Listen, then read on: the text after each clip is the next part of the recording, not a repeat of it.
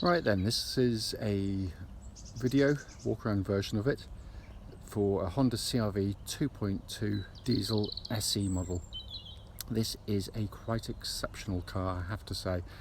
It's covered just 55,000 miles, 2013, and it's been fully serviced by Honda all the way through, and it is in simply remarkable condition.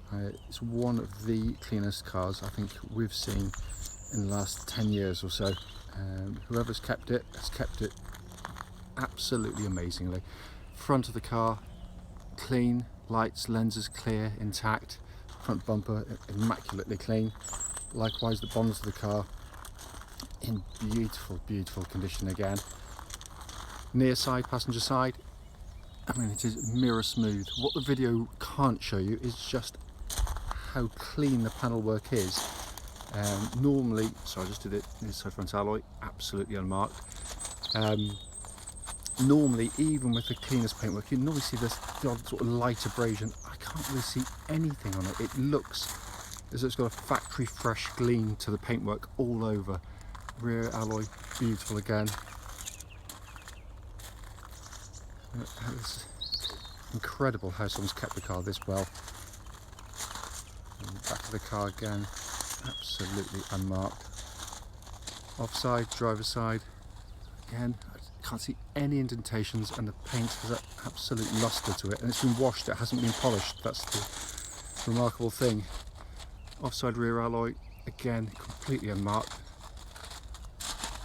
and the remaining panel work is exceptional. It really is. This is a wonderful find for someone, whoever gets this car, because in some ways, as much as the exterior is lovely, the interior is as good, if not better. So coming to the boot area now, the Achilles heel of all family SUVs is basically where things are put in the back, and the back seats where the kids are, because that's where they tend to get damaged, scuffed, and you can't do anything about it. This looks almost factory fresh in the back. I mean, it is incredible. It's hardly ever been used. It's amazing, and it's massive back here as well. So coming into the back, these doors open virtually to 90 degrees to give you amazing access into the car.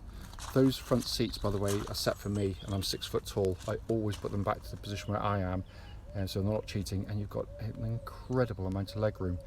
The back of the front seats is the first place to look for wear on the CR-Vs, because that's where the kids' feet go. And again, it looks as though the back of the car simply hasn't been used. It is an amazing condition. Video just can't do it justice, unfortunately. Let's come to the front. The driver's door card on the passenger side here, again, immaculately clean. Likewise, seat there. So the lighting's a bit weird. It is in beautiful condition. So finally, come to the driver's door card, which again is absolutely beautiful, just to complete the repeated theme here.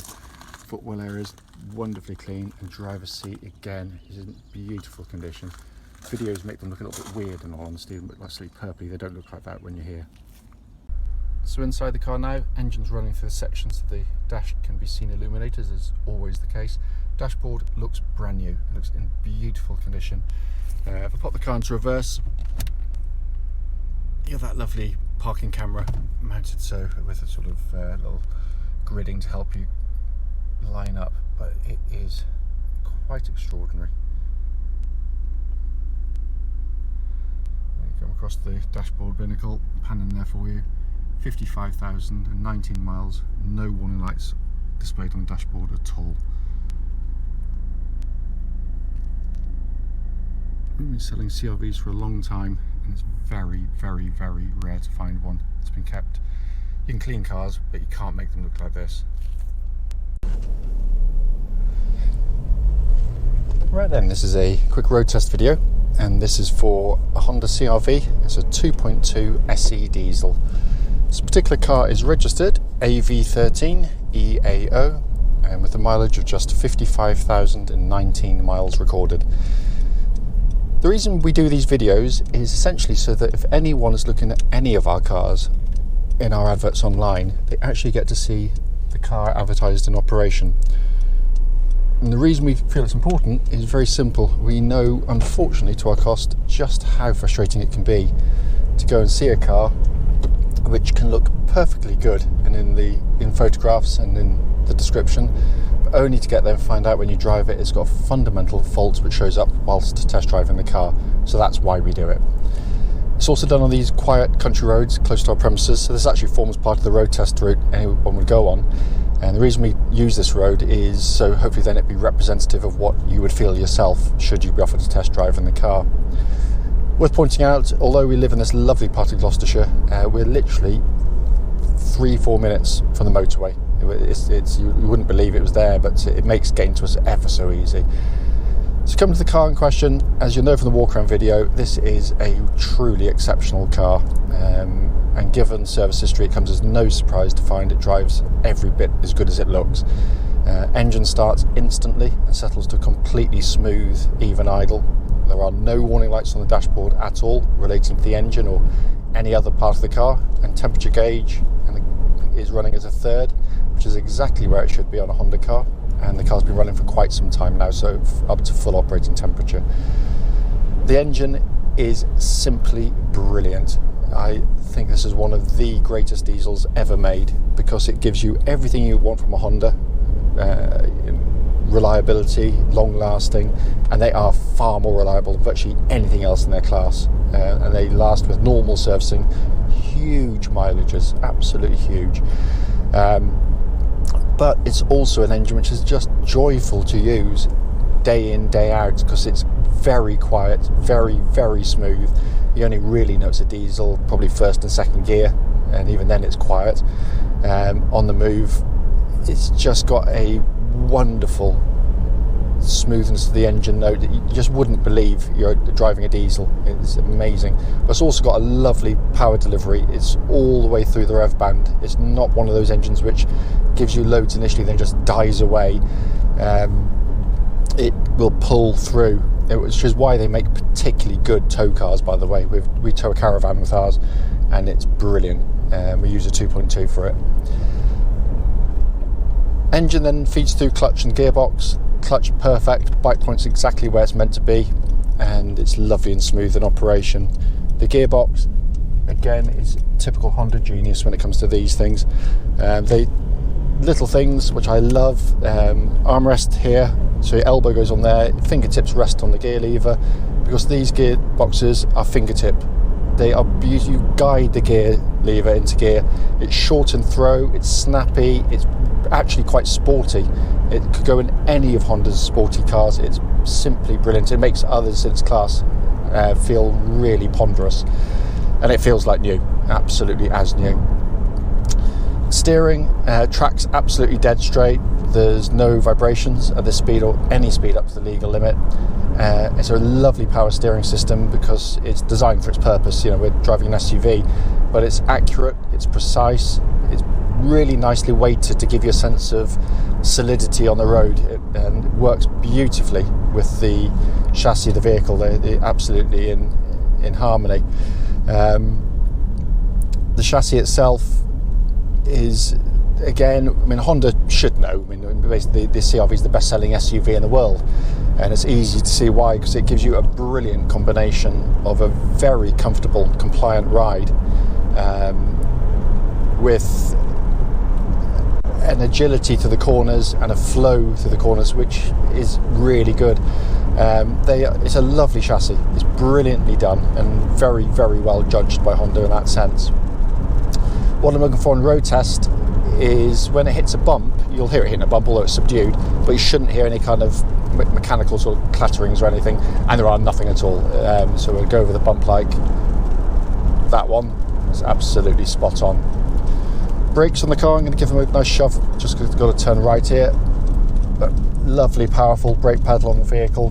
What I'm looking for again on that first application, they should bite well, which it does, but there shouldn't be any kind of pulsing or vibrations coming back through the brake pedal, and there are none at all. It's absolutely spot on. So coming to the interior of the vehicle, is often the case with Hondas. The first thing you notice is a total absence of any rattles or squeaks. I mean, these are beautifully, beautifully put together cars. And as I say in pretty much every video, because it really bugs me, motoring press always do the same thing. The usual candidates, you know who they are, the German manufacturers, They always laud them as being the best built cars in their class. Well, they are nicely built, especially when they're new. They feel very well built because it's all sort of soft, squidgy plastics and thunky sounding doors. Build quality isn't that though, and I wish those motoring press reviews would come back to cars in 6 or 7 years time and then see what they're like, because we take them as part exchanges, and I'm surprised cars of this age how rattly they can be, how worn they can look. Build quality is how a car stays together over a long period of time, and this just feels like I'm driving a brand new car. It's beautifully, beautifully done. The dash is simple, easy to use, big radio, perfect for idiots like me, it really is. You've got dual zone climate control, so you've got different temperatures side to side on the vehicle. That pumps out lovely cold air, by the way, because we checked it in a nice warm workshop earlier on. Quality of the switchgear is absolutely brilliant, and it sounds a bit nerdy, but it makes a big difference over the long-term ownership of a vehicle. Honda put a lot of effort into making sure your primary controls feel good to the touch and hand, and they do a lovely job of it. Dash in front is simple, easy, legible, all the information you want and absolutely no more, and all the better for it.